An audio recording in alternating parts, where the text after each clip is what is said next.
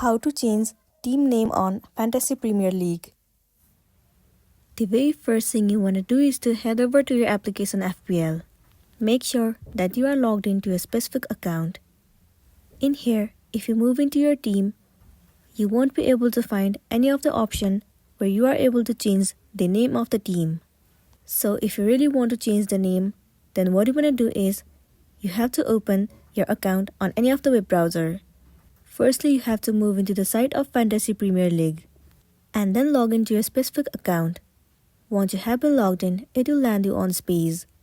Once you are in here, what you want to do is head over to Pick Team. It will land you on this page.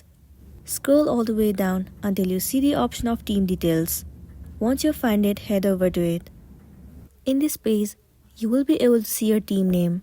All you want to do is click on it and then firstly remove the name. Once you have removed, enter the new name that you want to add. Once you have entered, now what you want to do is scroll down and then tap on Update Details. And there you go, the name of your team has been changed successfully. So that's all for today, and this is simply how you can change the team name on Fantasy Premier League. Make sure to smash the like button and consider subscribing if you found this video helpful. We'll see you in the next one.